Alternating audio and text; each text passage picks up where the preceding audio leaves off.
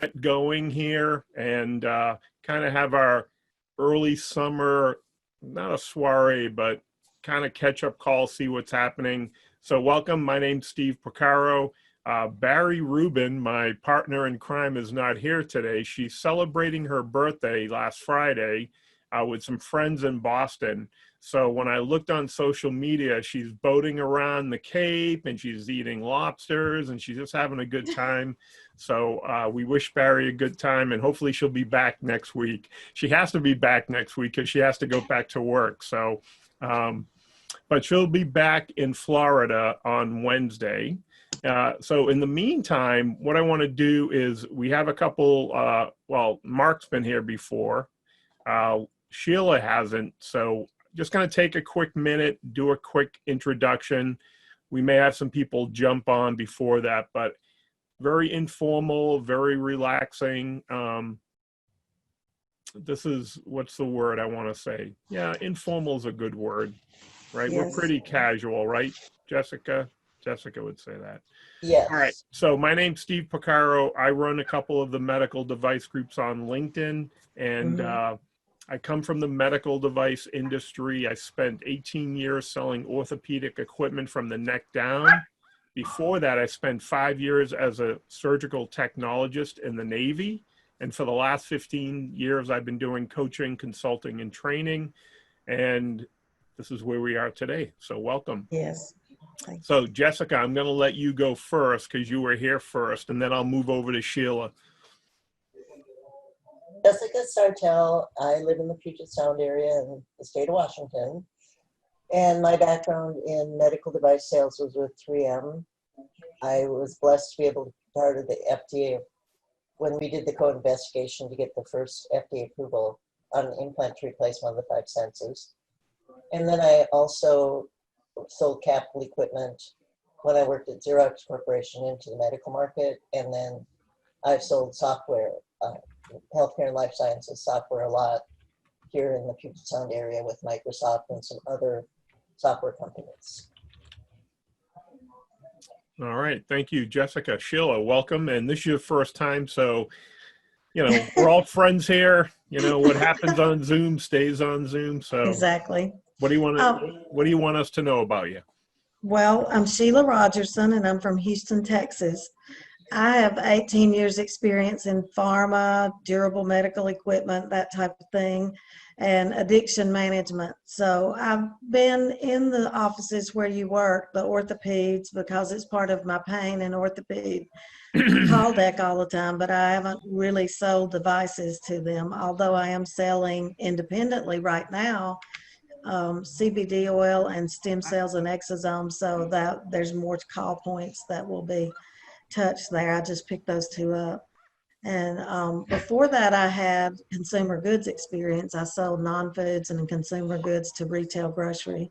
So I have an extensive background in sales, but it's very diverse. So. All right. Excellent. Thank you. Welcome. Thank you. I'm going to go over to Mark and then Alan, and then we'll finish up with Catherine and Lisa. Mark, welcome back. Nice to see you again. My name is Mark Hine. This is Kino, the loudmouth that keeps barking. And from Seattle, Washington. And I am in sell biotech product called My Own Skin. All right, excellent. Thank you. Alan, welcome. I think this has been pretty much repetitive, but for those who are new, 10 years in the ER as a ER tech. Initially, when I was going through college, 25 years of pharmaceuticals, respiratory, cardiovascular pain management, and then a little bit of diagnostics, cardiovascular diagnostics, and cancer genetics in the mix. And I'm looking for my next long-term project, and it's been a little bit of a challenge, but you guys have all helped me. Excellent. Welcome. Thank you. What did you end up choosing for a cigar tonight? It's a one that I got from Woodland Hills, California. It's kind of a no brand, if you will. Interesting. So I'm going to enjoy it, and ordered a few more earlier today, so I've got a few more to come. Excellent. I think once we open up our MVP club, I think we're going to have whiskey and cigars, but we'll do it virtual. So I'm not a big cigar smoker, but I think we can certainly have a whiskey conversation. So that would be We fun. can. Absolutely. I'll introduce you to the cigar. You introduce me to the whiskey. Sounds good. All right, Well, Catherine. there's such a thing as candy cigarettes, and there are chocolate cigars. That's So I right. think I can accommodate Don't you guys. insult me. All right, Catherine, welcome. Excuse me, thank you. I have created, invented, and patented a car seat cover that helps people get in and out of the car easily with its unique sliding action. You just kind of sit, turn, and slide right back where you're supposed to. So, And Lisa, welcome. Are you talking to me, Lisa? There's not two Lisas on, right? Nope, only one Lisa now. Lisa S and Lisa C. Lisa S, take it away. All right. So I think everybody pretty much knows I'm not really medical device, although I did have a laser company. I've been in biotech, more injectables, infusibles, rare disease type stuff, and interviewing with a couple of different large companies, GSK, some startup companies, and we'll see what happens. I did have a Dexcom interview with, I guess I want to call it was a virtual cattle call yes. last Friday. And Evan kind of gave me the heads up on that job, but I really don't have experience in meters. You really have to be somebody that's really experienced. There's so many people going for those jobs. So I'm relying on a rare disease product that hasn't come out yet, or a generic company that has a lot of generics that's looking for a Northeast regional director. So that's where I'm at, but I did want to let everybody know that in my LinkedIn obsessive compulsive behavior, I'm on it like 12 hours a day, and I've been seeing a lot of medical device, and there were two companies that keep coming up, and one of them is the Zoll Vest. So, and that seems to be multiple positions all over the country, and Olympus. ENT division, women's health, and I think I do know I am linked in with somebody in that company. He's the vice president. ENT, ears, nose, and throat, and disposable equipment, and some like endo equipment.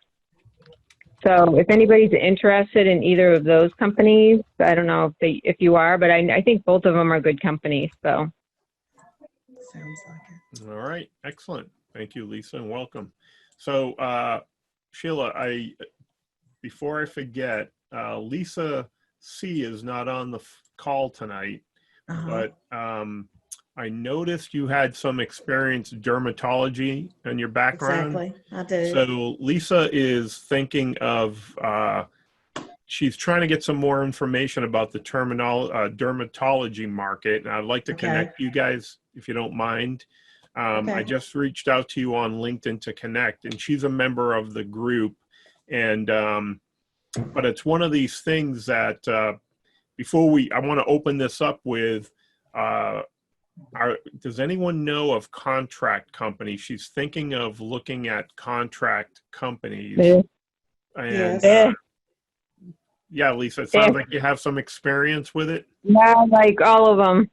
All right. Okay, so if you want to connect her with me, if she's thinking of contracts, I pretty much know I've either been used by one, Right. or abused. So please Right. have her contact me. All right. I'll send you guys an email, Lisa to Lisa. You can And send it to Lisa- me too. I've worked for Publicis, Farm Force, Yep. IQVIA, Yep. and Syneos. Syneos, yeah. Okay. Yeah, yay. Okay. Some of them are good. Some of them you get a good long Absolutely. contract. Other ones, they're like, you thought you went to hell. Exactly. Yep. Well, and that's part of it. I mean, part of it is everyone has a different experience. There are good organizations, there are okay organizations, and mediocre organizations. I have a friend that I worked with years ago when I was doing orthopedic sports medicine, And when he left because of what happened with the distributorship and the company, he ended up taking a job as a physician recruiter for a while, thinking, hey, my experience, my skill set, and they kind of recruited him, the headhunter.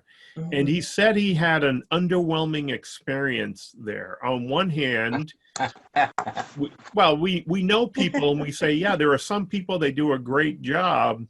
He said there were people there, the guy he was working with was kind of taking his leads, not paying him, all this, Right. all this unsavory stuff. So it's very, I don't know. Sounds like my last job. Yeah. Yeah. Well, that's the thing, Lisa. I mean, how do you know unless somebody shares that with you? So. Oh, you got to be a lot more careful when see, with contracts, you can't do that. But with regular companies, you can look up on Glassdoor and on different sites and see what people are saying about their job. And you can ask around. But when you have a contract, you don't have that ability because it's a new contract, unless usually they hire everybody at the same time. Yeah. So you don't have the ability, and they hire you and they lay you off at the same time. So you don't know if it's going to be 6 months, 3 months, a year, whatever the company that hires decides. So just want to hold that thought for a second. Barry just texted us a message and she wants to say hi. Can you guys see her? She's out in Buzzards Bay by Cape Cod. And Okay. And she did not call me. I'm going to kill her. She's only like 15 minutes from me. I know. Believe me, Lisa. And I was going to go visit her, but her friends, her mother. We can't hear you. You must be on mute. Yeah, sorry. I said too many buttons all at once. Sorry about that. It said you cut us off. I know. Yeah. Like Well, I'm done with you. I'm through with you. So If you didn't like the conversation, you could Hands in the air, Steve. Okay, so Steve, could you please ask Barry if that is a neener picture? a neener. Like na. Out here they say I don't know. I think she was just sharing. Yeah, I I don't know. But I know. I know. Well, the funny thing is Barry doesn't get out much, so this was good she's staying with a friend of hers from college. Wow. And again, married with kids, and her mother, they're all living in the house and they're trying to minimize all the COVID-19 cross-contamination. So tell her there's no sympathy in this department. exactly. But the thing is, I'm 2 hours away. And the thing is, I only see Barry a couple times of the year. So what happens is, if she gets in here, if when I go down to Florida, I try to connect. When she comes up, we'll try to get together. But that time of year, so we'll see. All right. So I just got a message from Lisa. She can't connect. That's very odd. You guys were able to connect pretty quickly, right? Mhm. Yep. I went back to the email and clicked the link. Okay. Yeah, let's see. All right. So while we're waiting for Mark and Lisa, so Sheila, you said you're working now. Are you looking for other opportunities? What are you trying to do? I'm looking for a permanent opportunity. I'm working with a distributor that I was helping with referrals while I was employed, because he didn't compete with me and he had a great lines. So I said, I'll help you while I'm off and grow your business and make some money. And he said, okay. Okay. That's what I'm doing. Okay. But I So- am looking for a full-time permanent position. So what city are you near? When you said East Texas, what are you near? I live north of Houston, about 3 miles, and I've covered Beaumont, Port Arthur, Orange, East Texas, Houston, Austin, San Antonio, Corpus Christi, all those. Wow, that's a So- pretty big area, though. It depends on how big the company is. I've worked for a lot of startup companies, so I'm tired of being beaten around.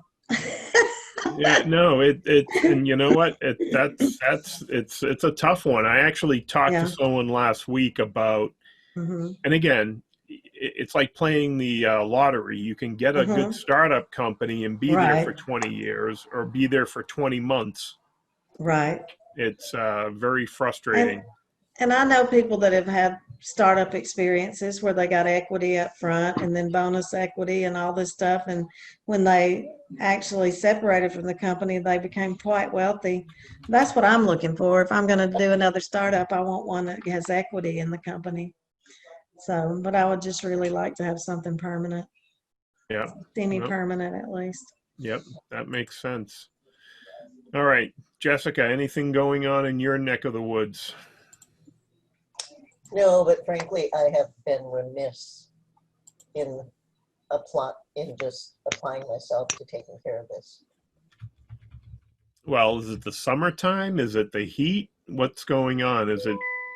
Oh, it's just, we have a big family reunion that every 2 years. And I am on the committee, and it's like 100 or more people that come in. I said we should not have it this year. It's the first Saturday in August, always on like even numbered year. And I was overridden. And so they've been trying to put it together. And it just was this. And so I was trying to help make sure this didn't get out of control. And it did get out of control. And so it's just been a lot of focus on emails to all over the nation. And finally, they decided yesterday to cancel it. Yep. Well, Sheila, we've been talking about a couple times a month would check in. And again, half the people are not here on the call, but do a check-in from around the country. We have people calling from Atlanta, from the East Coast, Midwest, Louisiana, Cliff, so we get these people calling, and the COVID-19 effect has impacted everyone differently. For a while, some places were busy, some were closed. Connecticut, very interesting. We have the lowest death rate, mortality rate since the beginning. We have the lowest hospitalization rate. We were supposed to move into phase 3 this week, where you could go to the bars, you could do all of this, but because of the increase in infections, everything was put on hold. And we have another gentleman, Evan, he's not here, from Long Island, New York. Yes. And New York is going through this. So on one hand, the good thing is people are getting interviews. People are, Lisa's interviewing, Melissa's interviewing, people are interviewing, things are happening, but there's also a lot of uncertainty. We don't know what's going to happen or when, and that's frustrating for everybody. I agree. What's going on in Texas? I know you guys are at this crossroad, right, because of the infection rate? In the beginning, I had a lot of video interviews, first and seconds, and promises to be carried forward and all this. And I still have one company that's still keeping in touch with me and telling me they're going to hire in mid to late August or early September, and I'm still in the running. But everything else has just gone quiet as a death knell because the people don't want to interview you if they can't hire you. And right now, it's very difficult to get in to see anybody. So unless you have the kind of relationships that I have, then it's hard to get in to see people. And there's some really stiff rules around it. So it just hasn't moved much in the last 2.5 months. Yeah, no, sorry about that. It's crazy. It's interesting. We were talking about there's, part of this is everyone's trying to plan their next 30, 60, 90 day, right? And exactly. just when you think you're good to go, you get put on hold. So exactly. I'm not a conspiracy theorist. We've talked about kind of around this. Is it political? Yes. Is it medical? Is it a combination? I mean, it's just so weird because the prevalence and severity of this virus is lower than the flu. We don't shut down for the flu. So what is the big deal if we get a little sick and keep the older infirm people at home or in wherever they live and let us go back to work. I know. It's So, it's funny. I would go to church, and there were some people in the winter. We would do passing of the peace, and they wouldn't pass their peace, right, mhm, because of the flu season. But they never mhm, wore a mask, right, and this is again very similar. There are people who have, and again, we've talked about right, it on and off for the last 3 months. Where do you draw the line? And it's funny. We've all been through these certain challenges, but on the other hand, now my kids are all out of school. My mhm, youngest just joined the Marines, and yes, so we're empty nesters, uh-huh, which is funny. So we don't have any kids in school, but the big discussion over the last week is, are they going to open the schools? uh-huh, And some of the school districts in the state are opening. Others are trying to figure out part-time. But the downside is, what will happen to the parents who can't get daycare if they have to stay home with their kids for another 6 months? well, and they practically have said that young people aren't very badly affected by it. So what is the point of keeping the schools closed? I I don't can't know. figure it out. I don't know. But Jessica, they've been changing, I'm sorry, they've been changing that information Oh, about yes, what's happening with the kids. And the information has changed and flipped, and it's bewildering. it's like they do it to try to justify what they're doing. They change the data that's published to justify their actions, and instead of the other way around. well, I just heard at dinner time, I was listening to the news, and the governor of California is closing the bars, putting Mhm. some restrictions on. My oldest son is in California. He's in the Marines, and he's not allowed to come home. And we haven't seen him in a while. And he's going to be shipping off to Japan at the end of the month. And who knows when we're going to see him again. So we didn't fly out there because of some of the concerns. His fiance flew out there Saturday to see him. But, I don't know. I mean, on one hand, we're Monday morning quarterbacking, right? Right, We can look at this in retrospect, but the biggest thing here is, what do we do to move our business forward, to move our careers forward, to move our lives forward? right, And some people are playing games, and that's the part. None of us have time for that. I don't. right. I agree. Well, I sold my house yesterday, so there's a big asset I'm not going to have to pay for a while. Well, is that a congratulations or? Yes, I didn't expect us to be off from work this long. I didn't want to get in the position to where I'd fall behind on the house. So I said, let's see what we can do about this. So I sold it. Yep. Well, Good welcome. thing. Yeah, I spent last weekend cutting branches growing down from the trees, and I spent all this time. And Mhm. so, Sheila, I have 3 boys, and they were all in the Marines. And when they were home, I had a work crew, right? So Exactly. now this is the first year they're all gone, and my wife and I are like, shoot, we got to do all this work again. We got to So work this all ourselves. I know. Yeah, I've been there a while. My son moved to Canada. So, Yep, it's pretty funny. So yeah. we'll see. So, Catherine, what's going on with you? Anything new and exciting? Not much. Just came back from Ohio for, I was there for about 10 days. So trying to relax, Well, do something different. 10 days you were there already? It kind of flew by. Didn't it though? Well, okay, I went shopping. I went out last Thursday. I was home for 11 days. And I'm thinking, oh my gosh, before I would after 3 days, I haven't been out. But after 11 days, I'm thinking, I couldn't find my car keys. I'm like, when was the last time I went out? So it was pretty funny. Sad, but I don't know. We'll see. All right. Well, anyone have anything going on? I mean, I don't know. What's the plan for the next 30 days? Anybody? I've been applying for jobs, so I expect to get some interviews. It's looking more like we might actually open up at the end of September, but who could tell? Yeah. So, but we'll Well, see. Lisa S. She called in. She wasn't able to get back in for whatever reason, but she had a Mhm. number of interviews. She's been interviewing a lot. Lisa C. from Florida has been interviewing. Melissa's been interviewing. There's a lot of things happening. The tough part is there are jobs out there.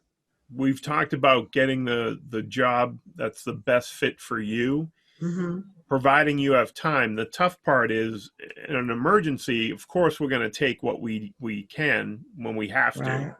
But the tough part is it's really hard when people are sending out resumes and they're not getting any feedback. Right. Usually it's because it's not really a good fit. Could you do it? Could you shift a little bit? Sure. But most of the companies want somebody who's going to be able to hit the ground running, slide right in, pick up, Right. keep that momentum going. Exactly. So Lisa C, I think I'll send her your information and vice versa. She Okay. comes from the veterinary world, but she has a lot of good experience. And, she mentioned dermatology and, so it's interesting. Part of this group was to share best practices and Yes. experiences. So you guys might be able to share some information. A lot of derm biologics are used for rheumatoid arthritis, so it's derm rheum a lot. So that's also, you can back in from either side. Right. So, Mhm. the nice thing is too, and not to, and I wish Lisa was here. Mhm. In the veterinary world, a lot of their pharma comes from distributors. So Yes. she's selling really pharmaceuticals, equipment, supplies, medical devices. She really sells a Mhm. wide gamut of Yes. equipment. And the thing is, the veterinary market's a very small market compared to the human market. And Right. after 20 plus years, she wants to do more of a management training role. And there Right. just aren't a lot of them in the veterinary world. So she's trying to see if she can transfer, do a lateral move into the veterinary market. Yes. So we'll see. She probably can. Yeah, Depends what her without results are. without a doubt, she can. It's Mhm. just, again, there's a lot of options right now in the world. So, Mhm. Absolutely.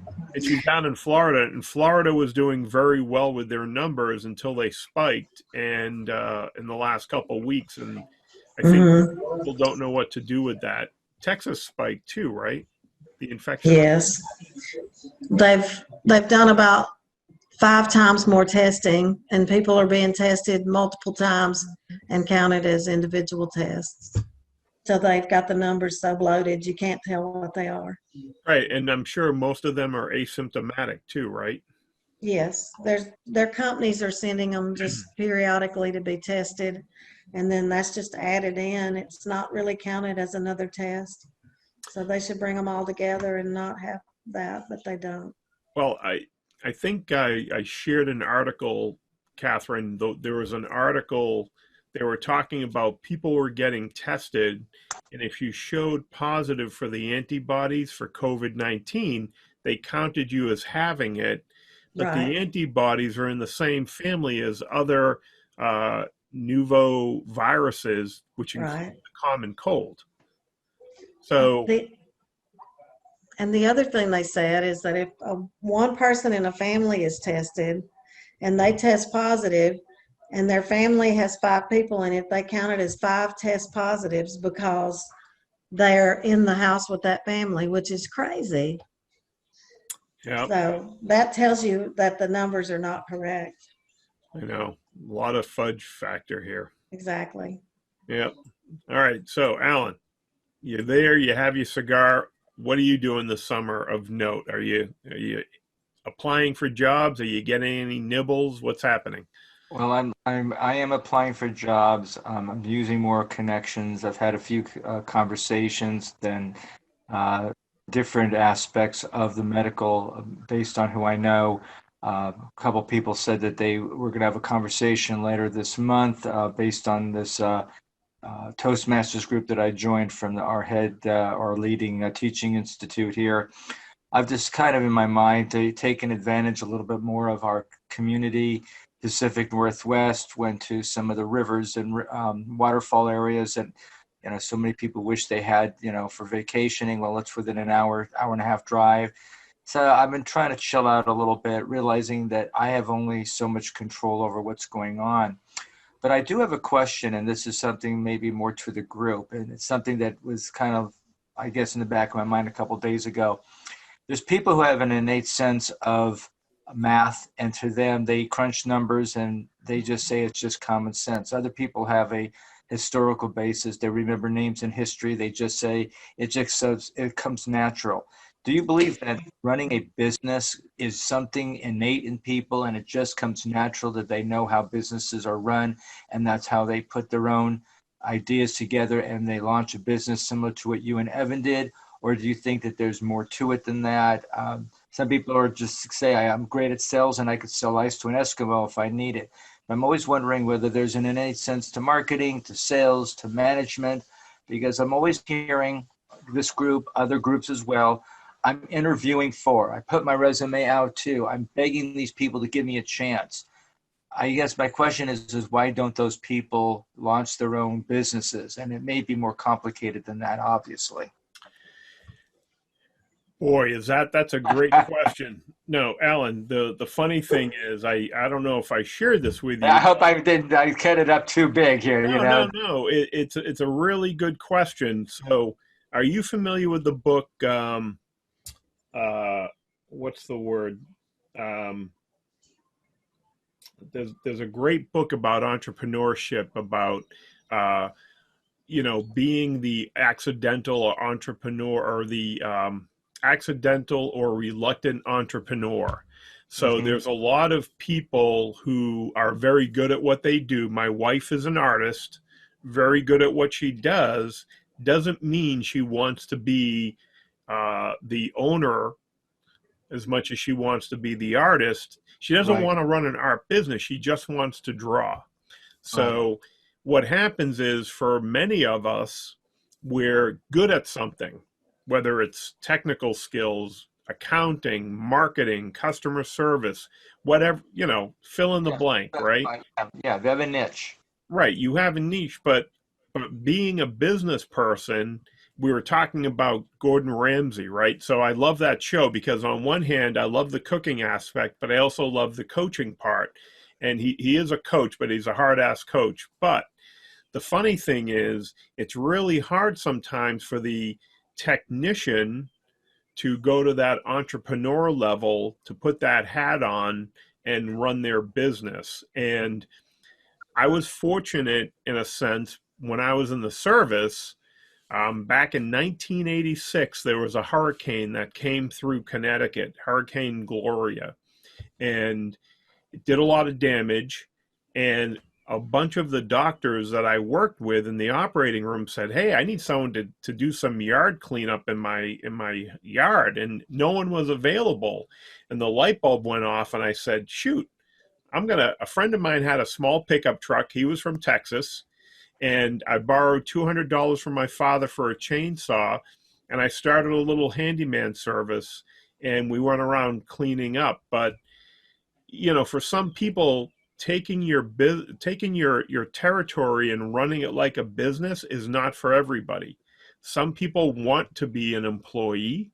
They want to come in, work their hours, and go home. Being an entrepreneur is so encompassing. And for some businesses, I was in outside sales. We basically, as an independent representative, we were running our own business. So you had that entrepreneurial spirit. I don't think it's better or worse. It's just different. So what happens is, depending on what the company is looking for, sometimes they are looking for a little bit more of an entrepreneurial spirit. Other people are looking for someone who's a good technician. go in, do the work, do your documentation, and move on. So I think it's really so. Alan, I don't know if we've talked about this, but I use assessment tools. I think we talked about that, right? So I use the Yeah. assessment tools because I think it's important that people know what their sales style is, what their leadership style is, what their business style is. So when they're going there trying to go after a job or running your business, you want to be able to set that up so you can do more of the things you're good at and less of the things you're not, right? You hire somebody to do, if you're not a numbers Exactly. person, are you going to spend all day trying to figure out your books? Yeah, Possibly not. and to your point, there's a gentleman who is got this business going on. He's a football player, or he's an ex-football player.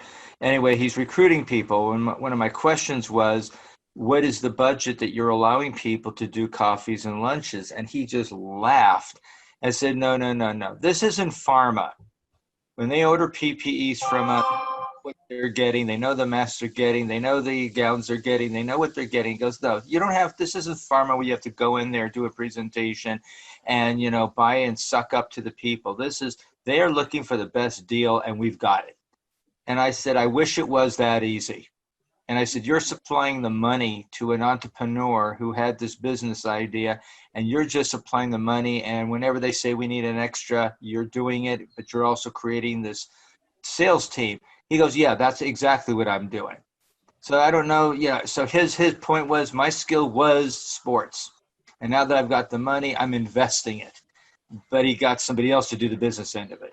So, Alan, Lisa C. down in Florida is doing some PPE on the side, and she's working for a company. And, you know, when you're selling a commodity. This was the company. Was it? Yes. Yeah. So she's out there and she's like, you know, I said, Lisa, when you're selling a commodity on price alone, sometimes people say they want a low price until they get there. And the truth is, there's a relationship issue. There's a delivery, a supply issue. There's a quality issue. There's a relationship issue. You know, we don't buy on price alone because a lot of us wouldn't be using the products and services we do now if it was only on price. I had an extensive conversation with her and she connected me with the company. Okay. And yeah, and he's trying to, I won't say trying, he's selling on, we have the best quality for the best price. And I'm sure there's a lot of other companies that can say very similar. But to his point, more people on the call were more goo gaga that he's a sports figure than a business figure. And that's how I looked at it. I said, you don't know much about, he knew about sports, he knew about business, he didn't know the products. And he says, if they need something immediately, we're not the company for them. We'll catch them next time around. I understood what they were talking about, but that's what I was saying to you, is that not everybody who's following that, I've applied, I'm interviewing, you know, and I'm one of them too. You know, why don't you start your own business? I don't think it's that simple. I think there's an innate sense to business. Well, okay. Sorry, go ahead, Jessica. Any moving parts. Yeah. Well, I wanted to mention, when I worked for Xerox Corporation, and I realized when I was going through the training and I was calling on small businesses, I realized a lot of people have a great idea for a product or a service. They're passionate about it, but they don't know how to run a business. So after 7 years at Xerox, I just followed this idea that I could be a business consultant and help these small businesses. And I did the thing where I had a relationship with a CPA. And one of the things, I mean, I did a lot, but we touched on this earlier about hiring someone. And I would tell them, instead of burning the midnight oil trying to do your books and staying, you know, not having that energy with your family or, you know, doing something that you're good at, have a CPA that you can contact and you just pay them by the hour. You don't have to hire them full time. They will understand what's currently going right. Back then it was investment tax credits. And you could buy something, and with investment tax credits, you could end up paying nothing once your taxes were finished. And people didn't even believe or understand that, but an accountant would be able to do that for them. But I was successful at this business consulting, but I realized that it was scary for me because I had to rely on myself to pay my mortgage, my car, insurance, buy my food.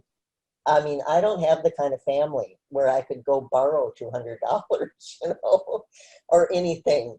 They would be like really upset because everybody's supposed to just, take care of themselves. And also I miss the collaboration of having someone else to work with. And I had to go out and sell my service and at the same time be in the offices of the people to whom I sold my service, working with them to craft the letter that you send to the bank because you want to get more money, and to do some rudimentary bookkeeping, get their finances in order. So for me, I am entrepreneurial, but I've never had what I felt like the solid enough financial background to really take that leap and stay with it. Yeah, I agree with you. I'm good at sales, but when I really sat down and saw my 20 top people, I think 2 of them, 10% basically, were giving me the business. And my question to myself was, why weren't the others? They were good talkers, but they weren't producing.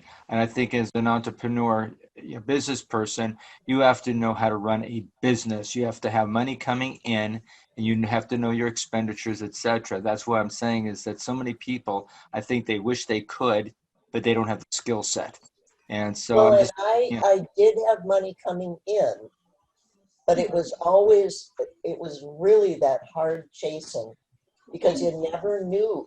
It's like I didn't have this comfortable enough feeling to take the time to really build it up and weed out the people that weren't going to be what I needed. And the other thing I just wanted to mention, in all my years of sales, I have never brought donuts, flowers, coffee, anything. I have always sold on value. So it's just a real different concept for me. and I do agree with you, because when I brought that up, and he's right. I mean, I had brought in multiple meals, coffees to offices, but they never produced. And it was a great relationship, and we always smiled and had great conversations. But at the end of the day, I look back now and said, that person wrote 1 prescription. So that would have been a failure of an account. It would have been a nice relationship, but it was not monetarily successful. And you have to reverse that. So, Alan, the funny thing is I worked for a Swiss company when I first got into medical device sales, and we had a motto: no deals, no discount, no donuts. And, and so part of it was I believed it for a long time, but when it came to relationship building, there were companies, we kind of bent the rule a little bit. But the truth was, if you have a good product or service at a fair price, the value part, that's important. It is. The toughest part, I think, that when we're running, at least in the medical device world and certain jobs, when you have a territory, you have a finite amount of growth. You can only go to the well so many times. And part of it was most businesses have this 80-20 rule, right? 80% of their business is coming from 20% of their clients. And it takes time. You're going to have your top 3, the lowest hanging fruit, the next 3, and then long-term targets or conversions. And, the funny thing is, being good in sales is great. Many great companies were built by the salespeople, right? Ross Perot was a great salesman. He's a great story. I love Ross Perot. But if you look at a lot of other people, the ability to sell is important. The next thing is understanding the financial or the back end behind the numbers game. But building a team is also important. And there are a lot of people I work with where finding the right people is so instrumental that it's imperative, and the HR part. And so on one hand, I know what people are looking for, and I also know people who are very good at what they do, but it's all about presentation, right? Trying to take yourself and emphasize the skill that the organization, the company, the specialty is looking for. I think part of this, Alan, you bring up a good question here is you know what your value is. It's frustrating when other people can't look at your profile or your resume and instantly ascertain what you can do for them.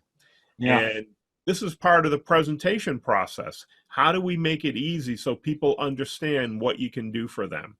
So my motto, my mantra over the last 5 years is back to fundamentals, keep it simple, make it so a 3-year-old and an 83-year-old can understand what you do for people.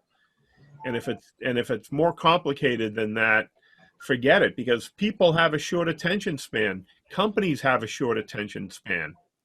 We see it all the time. Melissa, God bless her, we talked about her, I think 2 or 3 weeks ago at her profile.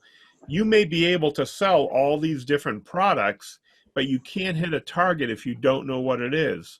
IT, biotech, pharma, oil, whatever she has on there, Right. it's confusing, right? What is she a specialist in? What does she do well?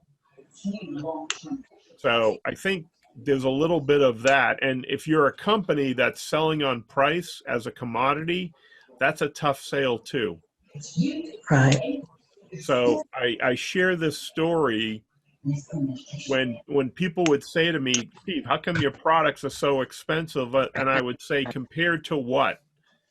And they would say, well, there are companies that sell cheaper implants. I said, yes. I said, but, think about vanilla ice cream. Anyone buy ice cream lately? I haven't. I've been on a keto diet for a year, but how many different brands of vanilla ice cream are there in the store, Alan? Multiple, and right now Ben and Jerry's are not the cheapest, and they're one of the most successful. Right. So what I'm saying is, think about the spectrum. One day I looked, there are 25 different brands, everything from the store brand and below to the ultra premium brand. Right. If you say, I'm going to save $1 and I'm going to get the store brand, and you taste it and you're like, I wouldn't feed that to my dog, and you're thinking life is too short, I want a good middle of the road, and then I treat myself and I'm going to get Ben and Jerry's or whatever that high end stuff is. Bluebell. But, so you look at this and you say, what's the cost, right? You can get cheap products and services, but if it doesn't work for you, and this happened, and I told doctors, you talk about a peace of mind when you have equipment and you implant somebody, you don't want to get a call in the middle of the night that there's a problem. You don't want to go in a week later because the implant is loose, right? So are you willing to pay an extra 10 or 15%, which doesn't even come out of your own pocket? What are we actually talking about here? So when you talk to people about pricing and value, it's an interesting discussion, but it's also the same discussion you need to have about you, what you offer as an experienced sales professional.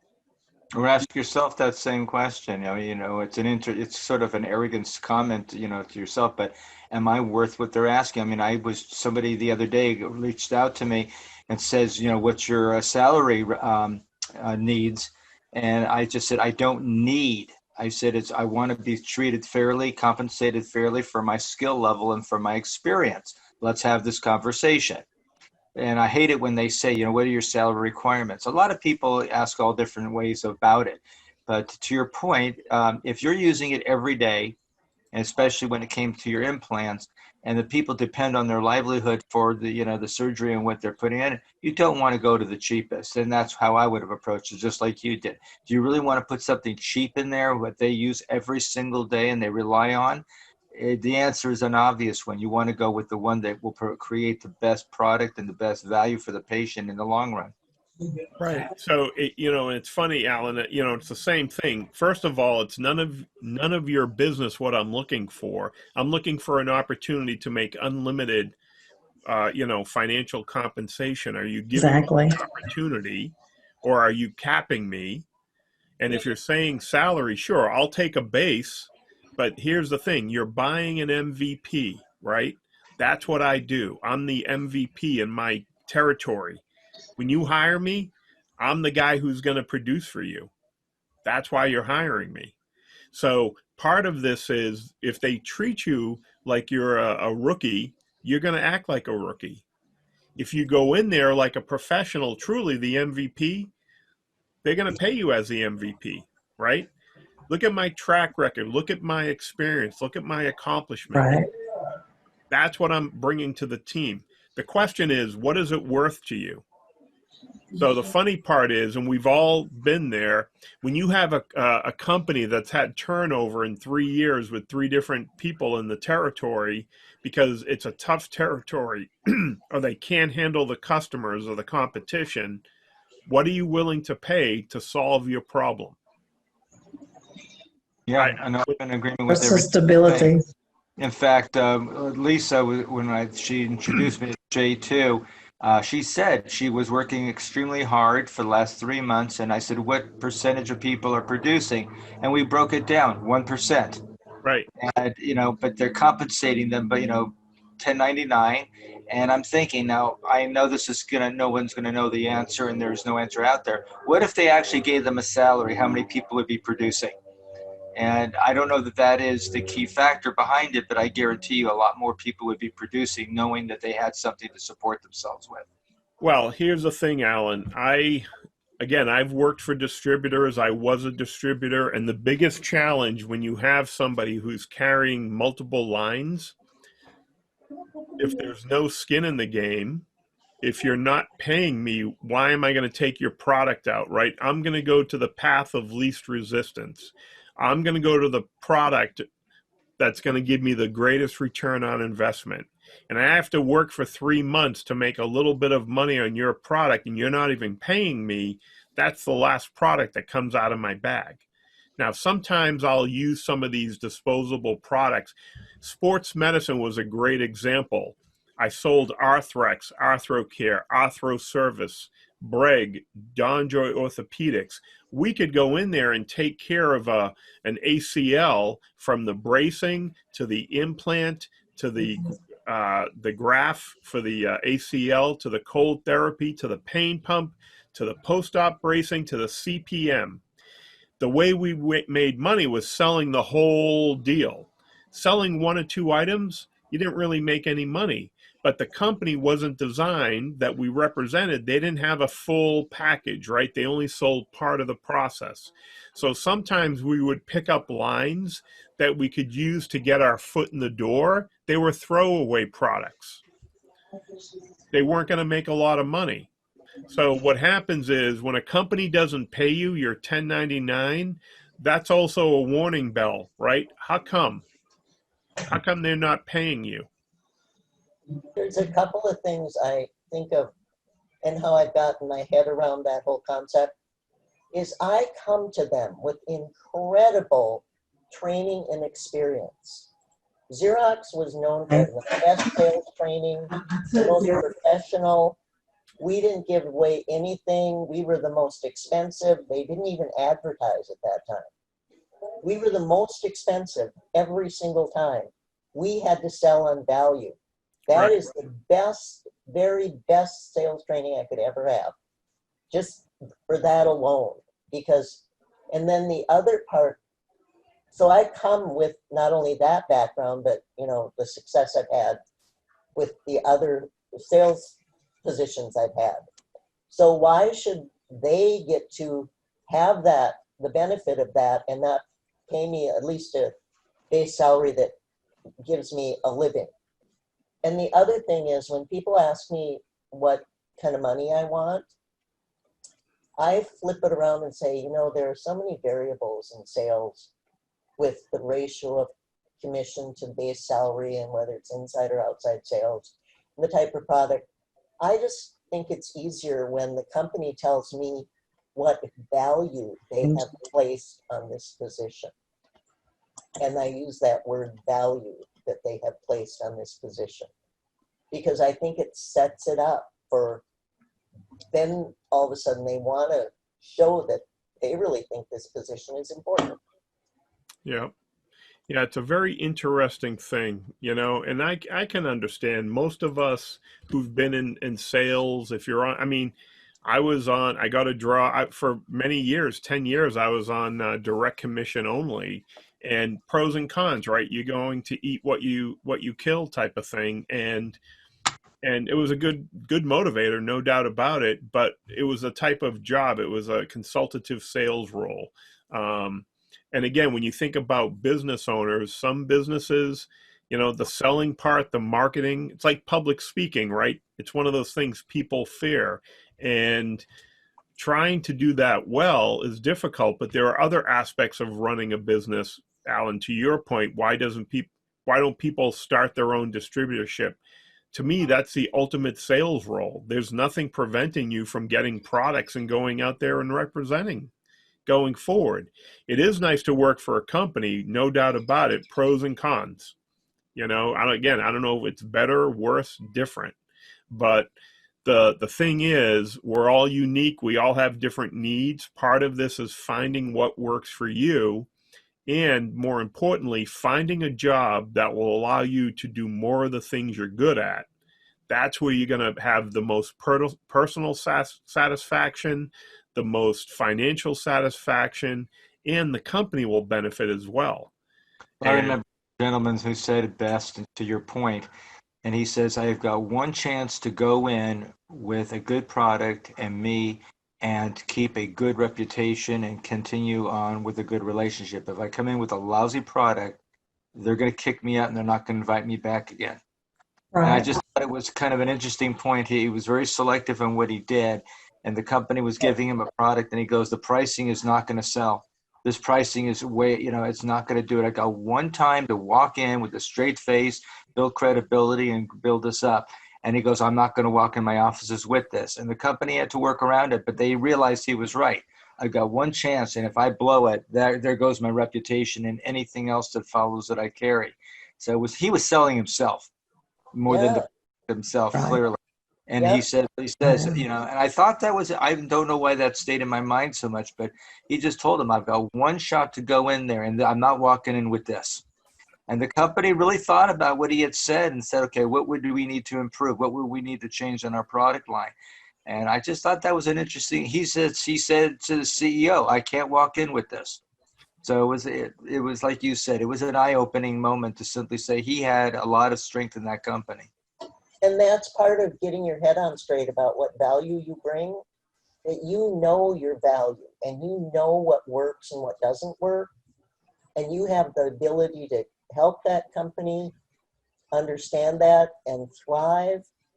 And you're doing them a favor to bring it up. And if you don't, you're not helping anybody. And if you bring it up and they don't want to understand it, then that's not a company where you want to work.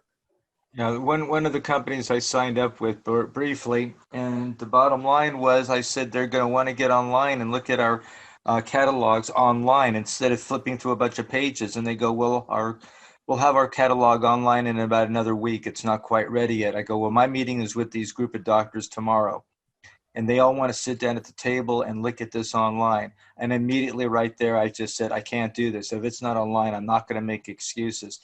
They're ready to buy. You know, you have to be on top of this game. And I realized at that point I made the wrong decision, so I backed out. But, that was a simple decision considering the circumstances. But the company has to be willing to support themselves and back up their products and their services. Yep. So, Yes. yep. The one thing I want to share, and it's a few minutes past the top of the hour, and we'll wrap it up shortly. But, it's funny, there's a lot of different sales style, right? Some people like selling new technology.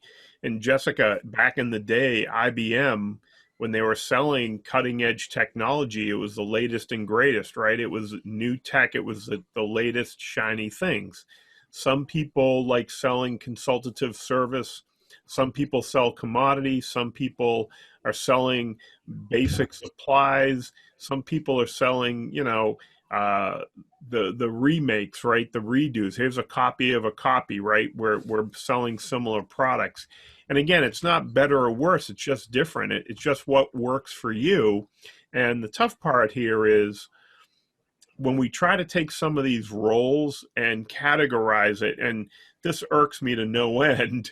If you can sell, this, you can sell anything, right? And it's really not true. It's like saying if you're a professional athlete, if you're a professional baseball player, you should be able to play professional football or basketball. That's not true. And what happened is we've been told this for so long. If you're a salesman, you're a salesman.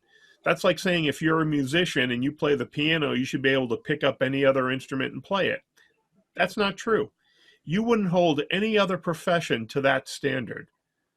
And yet we hold sales professionals to that, and we wonder why people get told this bill of goods, and then they go apply for a job, and they say it's a good company, it's a good title, I'm making good money, but how come I'm not hitting the ground running? Well, it's not in your sweet spot. It's not the type of sales that work for you. So that was something you shared with us a long time ago, and it bears repeating. I've been able to get some people to understand good because of what you've given me. And the other thing is, there was a company, a software company here that I went to work for. I'd been told it was the place to go, and it wasn't Microsoft. So, and what had happened is they had something revolutionary, and it was terminal emulation software, which is where they went from the green screen to, what we're able to see now. And what happened when they first launched it, people were calling the company, and they hired some people. The company hired some people they thought were salespeople, when in fact they were just order takers. Right. Exactly. And then what happened when there was some competition, they couldn't figure out why this was so hard. The other sad thing is there were people who were order takers. They didn't have a sales background. They thought this was sales. They went out and bought a fancy house and fancy cars and a lifestyle, and then went off and found a much better sales job that paid more somewhere else, failed miserably, ended up, there were sad stories of how their life turned out because people don't understand what sales is, and they don't understand the 10 levels of sales and how different they are to be in the top level versus the bottom and the skill sets. Because hawking mattresses, some people think of that as sales. I think it's hawking mattresses. It's a type of sales, but that's the same thing. Go back to Gordon Ramsay. I love this when he walks into a restaurant, and every time he'll ask them, "Is this seafood fresh? Is this fresh?" And they're like, "Oh yeah, it's fresh." And he tastes it, and it's frozen.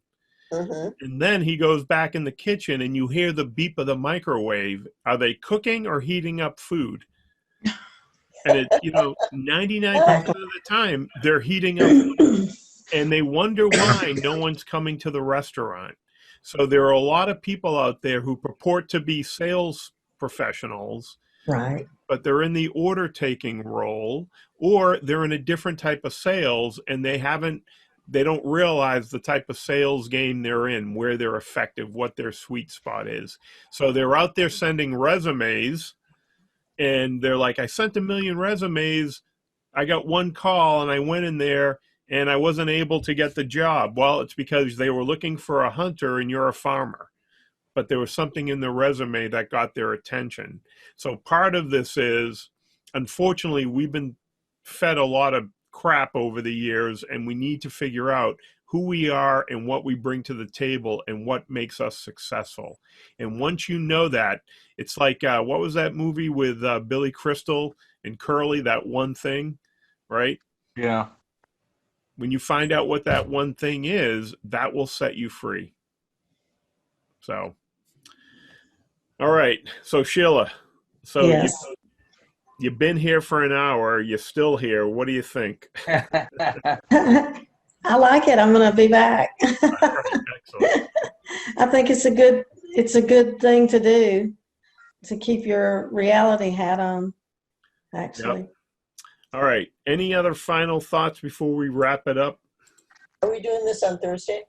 No, we're not. I'm taking the summer off because I'm coming out with Oh, my that's new right. program. And unfortunately, we can only do Mondays at the moment. But Okay, okay. Monday's fine. Monday night, keep it in your hat. Keep it on your schedule. I'll send out a reminder. But in the meantime, stay cool, stay dry, stay safe. Thank you. Yeah. Nice seeing you, Sheila. Welcome. You too, And Steve. Thanks. we'll, Nice to meet you all. yep. Yep. Hey, Steve, Yes, Jessica. Yes, is there a possibility you could give me a quick call when you hang up? certainly. Do I have your number? I believe you do, but if you don't, can I give it to you in chat and it'll be private? Yes, it will. Okay, I'll do that. Thank you. Okay. All right, everyone. Thank you. Have a See ya. good night. Thank you.